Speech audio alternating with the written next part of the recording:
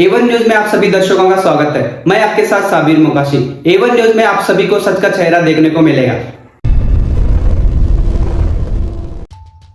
बीजापुर में घर घर जाकर संविधान जागरूक का आयोजन। बीजापुर शहर के अंजुमन डिग्री कॉलेज के पॉलिटिकल साइंस डिपार्टमेंट के हेड डॉक्टर मोहम्मद गौस पितली के नेतृत्व में कनकदास बड़ावनी में आज 25 नवंबर ओथ डे के मौके पर घर घर जाकर संविधान पढ़ाने का कार्यक्रम किया गया।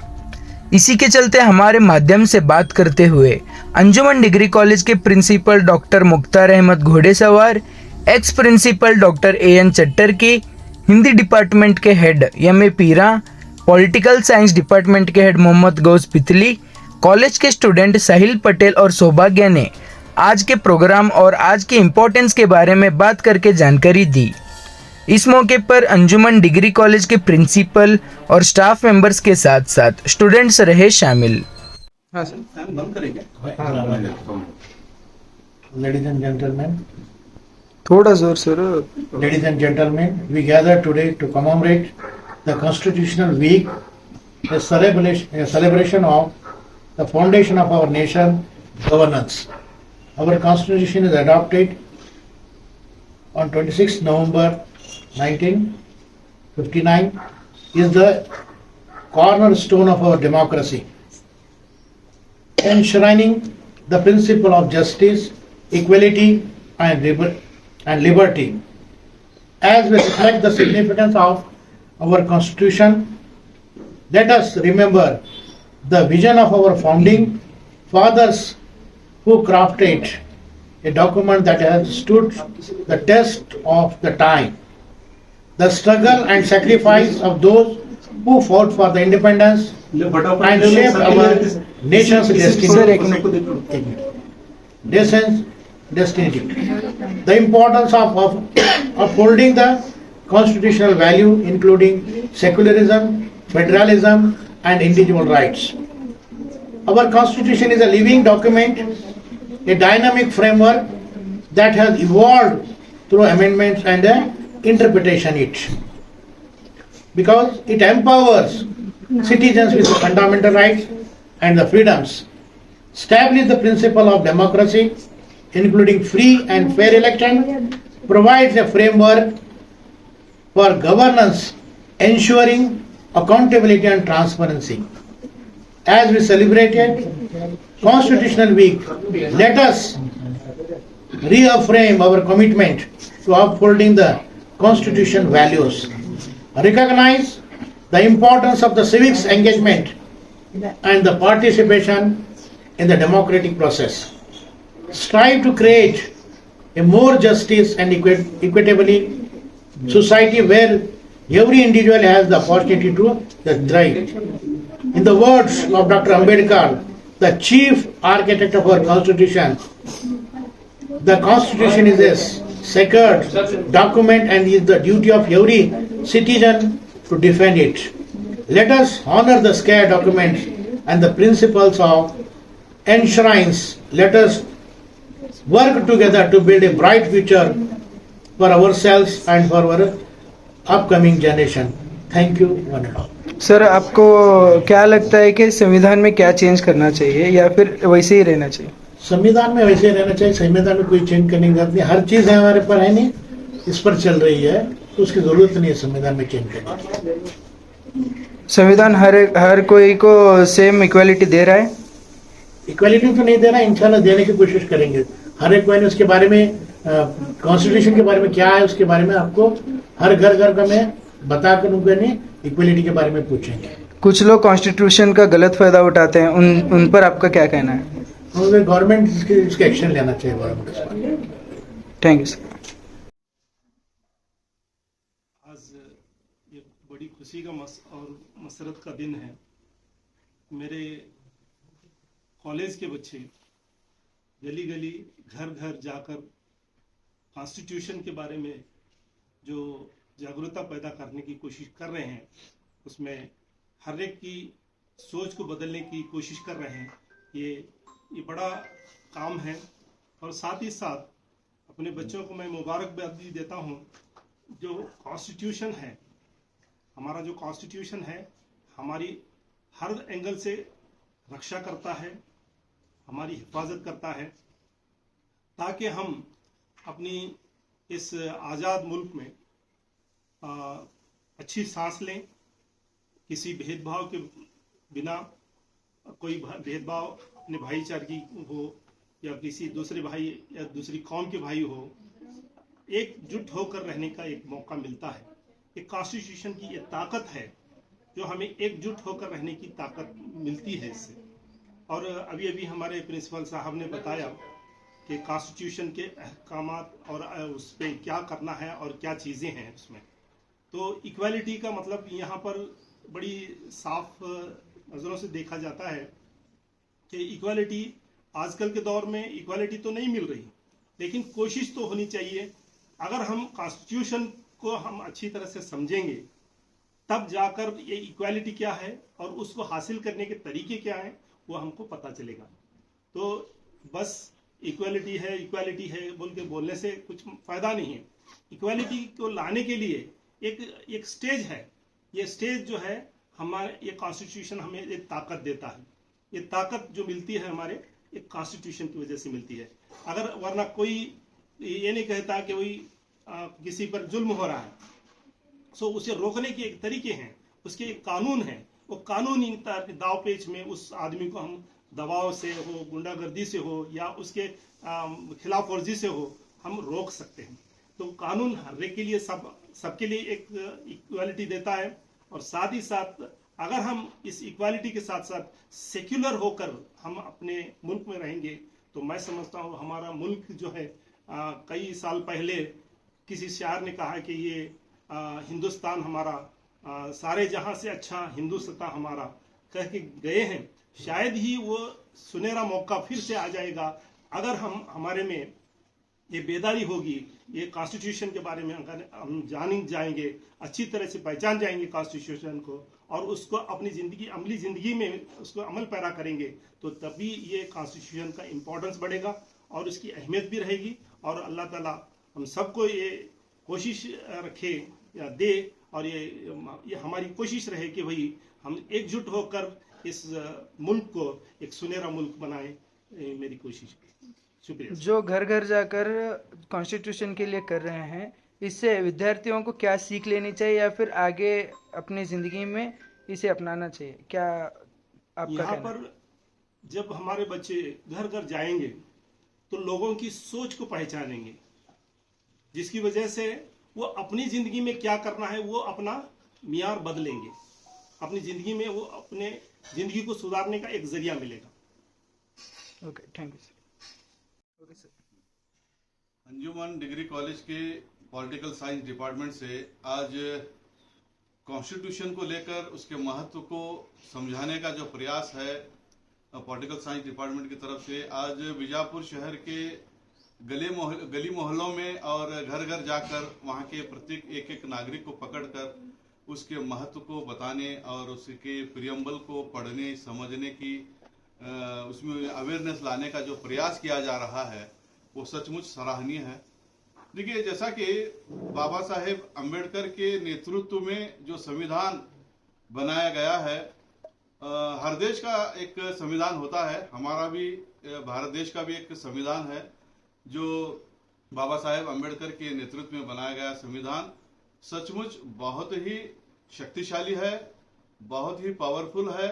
इसमें देश के प्रत्येक नागरिक के रक्षा का इसमें सभी सुरक्षित हैं, किसी को कोई समस्या नहीं है इसमें। और इस संविधान को लेकर प्रत्येक नागरिक जो है इसको पढ़ना चाहिए, समझना चाहिए और जो इसके प्रति अवेयर नहीं है, जागरूक नहीं है, उनमें जागरूकता लाने का प्रयास हमारे महाविद्यालय के पॉलिटिकल साइंस डिपार्टमेंट की ओर से हो रहा है। इससे देखिए, जो बात हम दूसरों को कह रहे हैं, घर घर जाकर कह रहे हैं, वो कितना उस पर अमल करेंगे, कितना जागरूक होंगे, ये और बात है।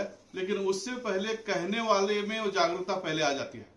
ये हमारे कॉलेज के महाविद्यालय के जो विद्यार्थी हैं उनमें जागरूकता जरूर आएगी और संविधान के प्रति हमारे छात्रों में बहुत सी बातें अब वो जा गए हैं।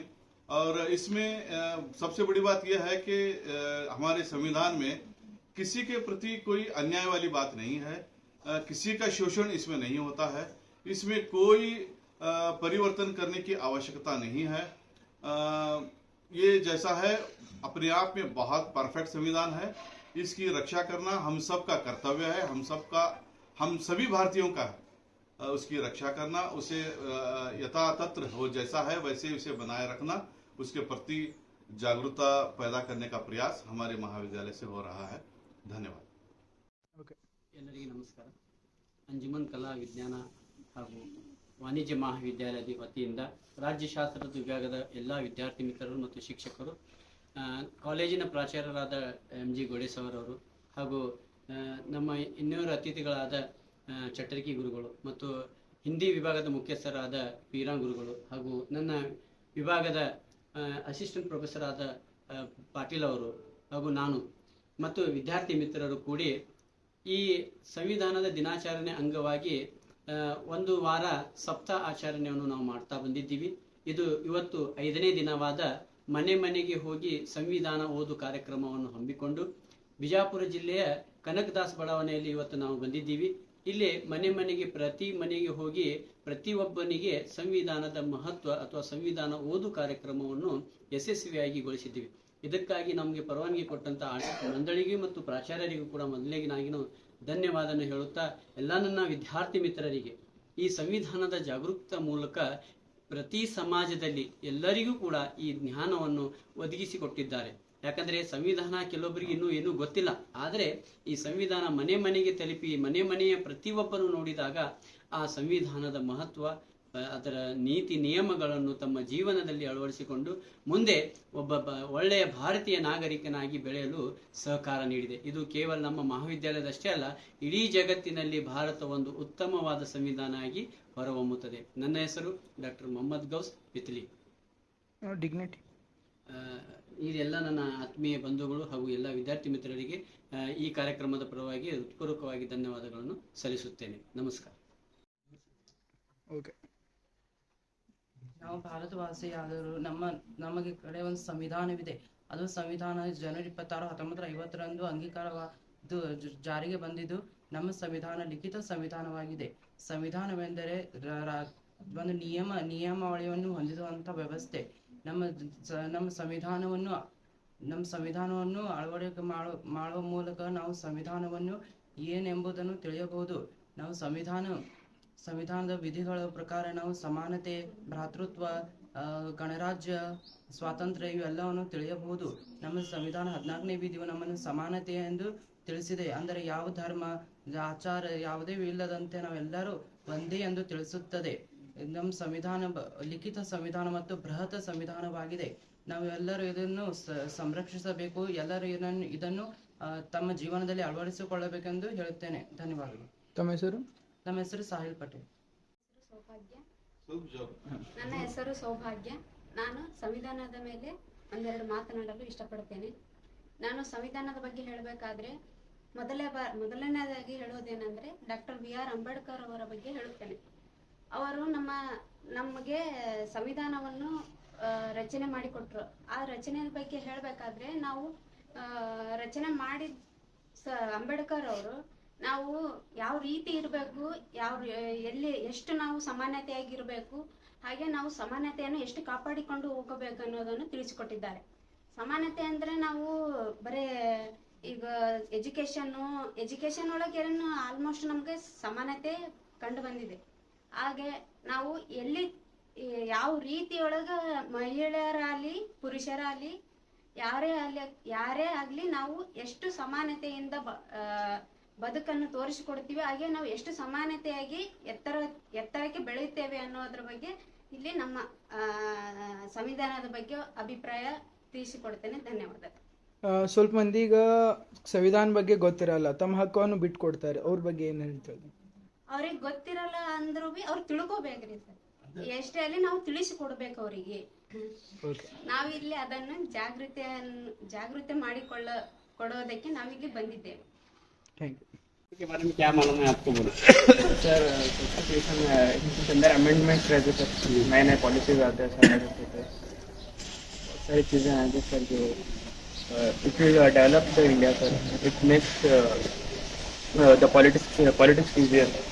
The politicians should follow the constitution sir first of all. That's all. आज के संविधान में क्या भी बदलाव नहीं चाहते हैं? क्या क्या संविधान अम्बेडकर जो बनाए वो सही है? मोस्ट ऑफ द जो उन्हें अमेंडमेंट्स दे वो सब तो सही है. कुछ बदलाव लाने के तो बट पॉलिटिशियंस उसको अच्छे से फॉलो करे तो ही इंडिया से आगे बढ़ेगा, जो कि यूजुअली अभी नहीं हो रहा है follow.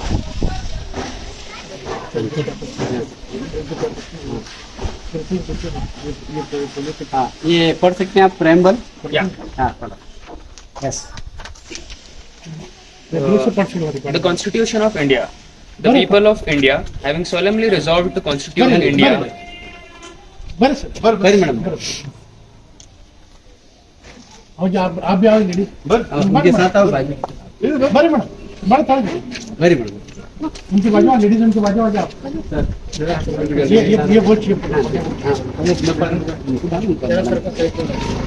The Constitution of India. The people of India, having solemnly resolved to constitute India into a sovereign, democratic republic, and to secure to its all citizens justice, social, economic, and political, liberty of thought, expression, belief, faith, and worship, equality of status and of opportunity, and to promote among them all fraternity, assuring the dignity of individual and unity of the nation. In our Constitution, this 6th day of November 1949, do hereby adopt, enact, and give to ourselves this Constitution. This is all the Constitution of India says. Thank you. ಸಂವಿಧಾನದ ಬಗ್ಗೆ ಏನು?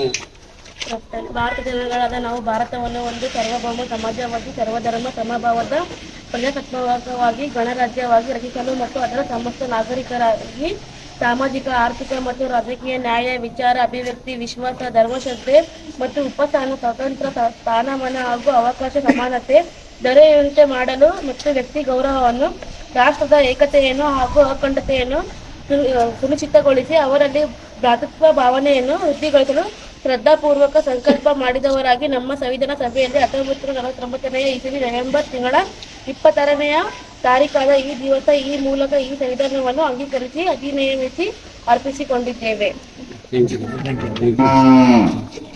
ಜನಗಳಾದ ನಾವು ಭಾರತವನ್ನು ಒಂದು ಸಾರ್ವಭೌಮ ಸಮಾಜವಾದಿ ಸರ್ವಧರ್ಮ ಸಮಭಾವದ ಪ್ರಜಾಸತ್ತಾತ್ಮಕ ಗಣರಾಜ್ಯವಾಗಿ ರಚಿಸಲು ಮತ್ತು ಅದರ ಸಮಸ್ತ ನಾಗರಿಕರಿಗೆ ಸಾಮಾಜಿಕ, ಆರ್ಥಿಕ ಮತ್ತು ರಾಜಕೀಯ ನ್ಯಾಯ, ವಿಚಾರ, ಅಭಿವ್ಯಕ್ತಿ, ವಿಶ್ವಾಸ, ಧರ್ಮಶ್ರದ್ಧೆ ಮತ್ತು ಉಪಾಸನಾ ಸ್ವಾತಂತ್ರ್ಯ, ಸ್ಥಾನಮಾನ ಹಾಗೂ ಅವಕಾಶ ಸಮಾನತೆ ದೊರೆಯುವಂತೆ ಮಾಡಲು ಮತ್ತು ವ್ಯಕ್ತಿ ಗೌರವವನ್ನು, ರಾಷ್ಟ್ರದ ಏಕತೆಯನ್ನು ಹಾಗೂ ಅಖಂಡತೆಯನ್ನು ಸುನಿಶ್ಚಿತಗೊಳಿಸಿ ಅವರಲ್ಲಿ ಭ್ರಾತೃಭಾವನೆಯನ್ನು ವೃದ್ಧಿಗೊಳಿಸಲು ಶ್ರದ್ಧಾಪೂರ್ವಕ ಸಂಕಲ್ಪ ಮಾಡಿದವರಿಗಾಗಿ ನಮ್ಮ ಸಂವಿಧಾನ ಸಭೆಯಲ್ಲಿ 1949 ಇಸ್ವಿ ನವೆಂಬರ್ ತಿಂಗಳ 26ನೇ ತಾರೀಕಾದ ಈ ದಿವಸ ಈ ಮೂಲಕ ಈ ಸಂವಿಧಾನವನ್ನು ಅಂಗೀಕರಿಸಿ ಅಧಿನಿಯಮಿಸಿ ಅರ್ಪಿಸಿಕೊಂಡಿದ್ದೇವೆ.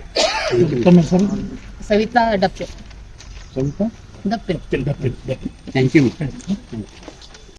ಒಂದು ಸಾರ್ವಭೌಮ ಸಮಾಜವಾದಿ ಸರ್ವಧರ್ಮ ಸಮಭಾವ ಪ್ರಜಾಸತ್ತಾತ್ಮಕ ಗಣರಾಜ್ಯವಾಗಿ ರಚಿಸಲು ಮತ್ತು ಅದರ ಸಮಸ್ತ ನಾಗರಿಕರಿಗೆ ಸಾಮಾಜಿಕ, ಆರ್ಥಿಕ ಮತ್ತು ರಾಜಕೀಯ ನ್ಯಾಯ, ವಿಚಾರ, ಅಭಿವೃದ್ಧಿ, ವಿಶ್ವಾಸ, ಧರ್ಮಶ್ರದ್ಧೆ ಮತ್ತು ಉಪನಯ ಸ್ವಾತಂತ್ರ್ಯ, ಸ್ಥಾನಮಾನ ಹಾಗೂ ಅವಕಾಶ ಸಮಾನತೆ ದೊರೆಯುವಂತೆ ಮಾಡಲು ಮತ್ತು ವ್ಯಕ್ತಿ ಗೌರವವನ್ನು, ರಾಷ್ಟ್ರದ ಏಕತೆಯನ್ನು ಹಾಗೂ ಅಖಂಡತೆಯನ್ನು ಸುಶಿಸ್ತಗೊಳಿಸಲು ಅದನ್ನು ಭಾತೃಭಾವನೆಯನ್ನು ವೃದ್ಧಿಗೊಳಿಸಲು ಶ್ರದ್ಧಾಪೂರ್ವಕ ಸಂಕಲ್ಪ ಮಾಡಿದವರಾಗಿ ನಮ್ಮ ಸಂವಿಧಾನದ ಸಭೆಯಲ್ಲಿ 1949 ಇಸವಿ ನವೆಂಬರ್ ತಿಂಗಳ 26ನೇ ತಾರೀಕಿದ ಈ ದಿವಸ ಈ ಮೂಲಕ ಸಂವಿಧಾನವನ್ನು ಅಂಗೀಕರಿಸಿ ಅಧಿನಿಯಮಿಸುವ ಅರ್ಪಿಸಿಕೊಂಡಿದ್ದೇವೆ.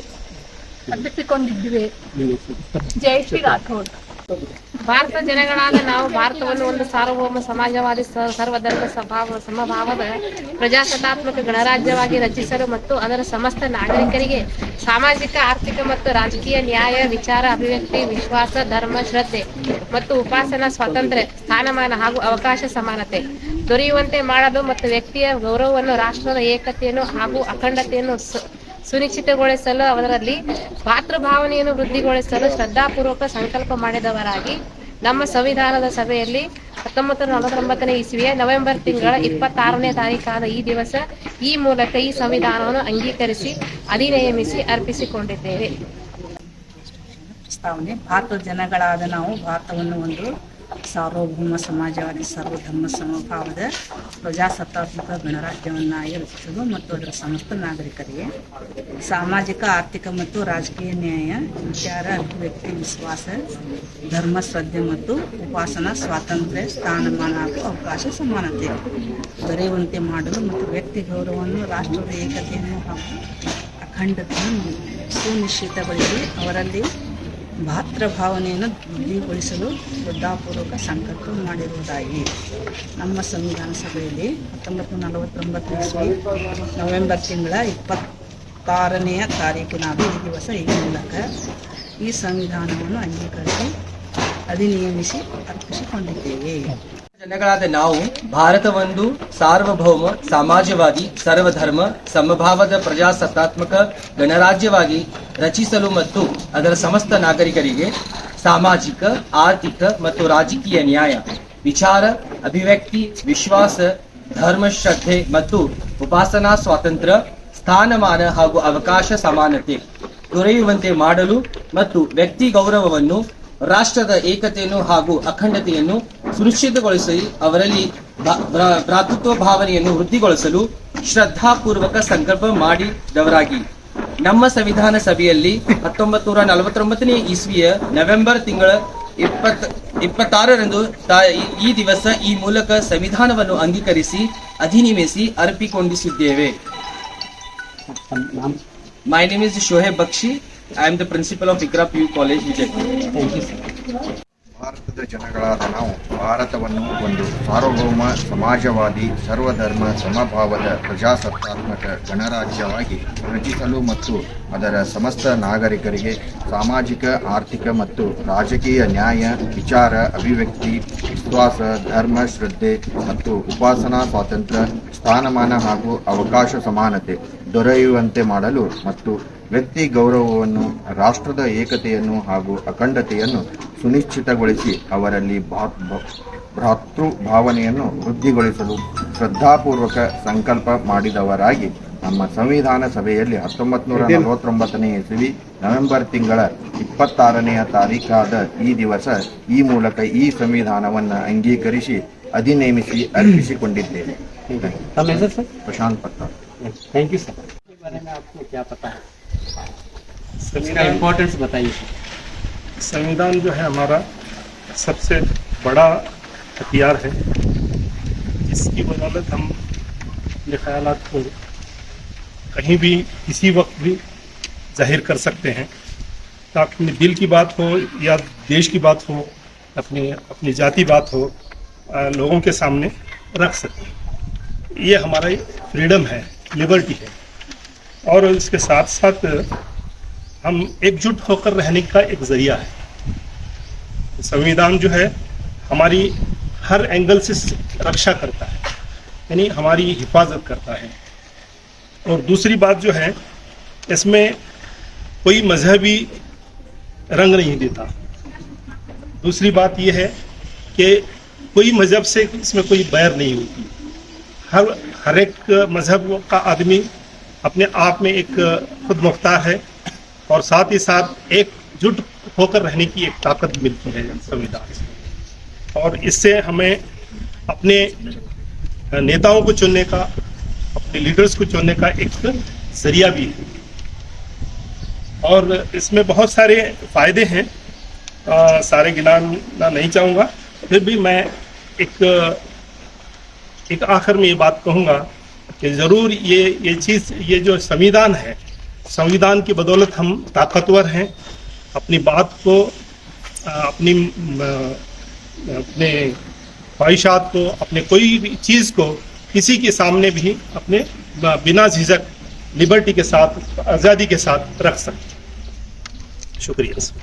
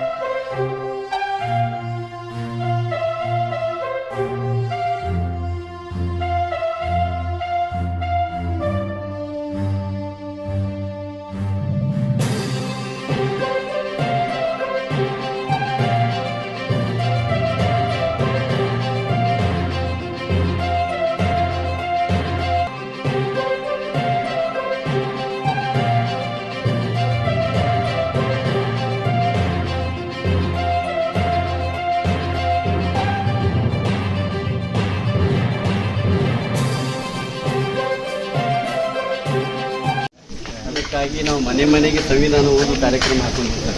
ನಾವು ಅಂಜುಮನ್ ಕಾಲೇಜಿಂದ ಬಂದಿದ್ದೀವಿ ಸರ್, ವಿದ್ಯಾರ್ಥಿ ಮತ್ತು ನಮ್ಮ ಪ್ರಿನ್ಸಿಪಾಲರು. ಅದಕ್ಕಾಗಿ ಸಂವಿಧಾನ ನೋಡಿ ಸರ್. ಪೈಕಿ ಯಾರು ಹಿಂದೆ ಕ್ರಿಕೆಟ್ ಆಡ್ತಿದ್ರಿ? ಹ್ಞೂ ರೀ, ನಮ್ಮ ಒಬ್ಬರು ನನಗೆ ಅದನ್ನೇ ಹೇಳಿದ್ನಲ್ರಿ ಆಗ ನಿಮ್ಗೆ ಪುರಸಭಾರನ್ನು ಹೇಳಿದ್ನಲ್ರಿ. ಗೋಮಡೆ ಫುಲ್ಲಾಗಿ ನೋಡಿ ನಾನು ಅಲ್ಲಿ ವಿದ್ಯಾರ್ಥಿ ನಾನು. ನಾ ಈಗ 80 ರನ್ನಿಂಗ್ ಅದನ್ನು ನೋಡಿ ಹೇಳಿದೆ ಸರ್. ಸಂವಿಧಾನದ ಮಹತ್ವ ಬಗ್ಗೆ ತಮ್ಮ ಅಭಿಪ್ರಾಯ ಸರ್? ನಾವೇನು ಹೇಳಕ್ಕೆ ಹೋಗೋದು, ಸಂವಿಧಾನ ಇದ್ದಿದ್ದು ಬರೋಬರದ ನಾವು ಎಲ್ಲರೂ 190 ಮಂದಿ ಅಡ್ಡ ಹಾಕಿ ಹಿಡಿದೀವಿ. ಇದು ನನ್ನ ಅಭಿಪ್ರಾಯ. Yes sir. ನಾವು ಭಾಳ ಮಂದಿ ಅದನ್ನು ಫಾಲೋ ಮಾಡಂಗಿಲ್ಲ. ಹೆಸರು ಹೇಳ್ತೀವಿ, ದುರುಪಯೋಗ ಭಾಳ ಮಾಡ್ತೀವಿ. ಇದು ನನ್ನ ಅಭಿಪ್ರಾಯ. ಓಕೆ ಸರ್, ನಾವು ಅದು ಅಕ್ಸೆಪ್ಟ್ ಮಾಡ್ಕೋತೀವಿ ಸರ್. ನಾವು ಏನಾದ್ರು ಗೌರ್ಮೆಂಟ್ ನಾವು ಸಂವಿಧಾನ ಅಂತ ಹೇಳ್ತಾರೆ ಖರೆ. ಹಾಂ ಸರ್, ಅದನ್ನ ಸಂವಿಧಾನ ಪ್ರಕಾರ ಯಾವ ಪಕ್ಷ ನಡ್ಕೊಂಡಿಲ್ಲ ನಮ್ಮ ನಾಡವರು. ಅದರಂತೆ ನಾವು ಹಂಗೆ ಇದ್ದೀವಿ 150 ಮಂದಿ. ಬರಾಬರ್. ಹೇಳೋದೊಂದು ಮಾಡೋದೊಂದು ಮಾಡಿ. ಆದ್ರೆ ಸರ್ ನಮ್ದು ಕರ್ತವ್ಯನ ಸರ್. ಸಂವಿಧಾನ ನಾವು ಎಲ್ಲರಿಗೆಲ್ಲ ಹೇಳ್ಕೊಂಡು ಹೋಗ್ಬೇಕಂತ ನಮ್ದು ಇದು. ತಪ್ಪೇನಿಲ್ಲ, ನನ್ನ ಅಭಿಪ್ರಾಯ ಹೇಳಿದ್ನಲ್ರಿ. ನೀವು ಎಕ್ಸೆಪ್ಟೆಡ್ ಮಾಡಿ ರಿಜೆಕ್ಟೆಡ್. ಆಯ್ತು, ಥ್ಯಾಂಕ್ ಯು. ಅದು ಥ್ಯಾಂಕ್ ಯು ಸರ್.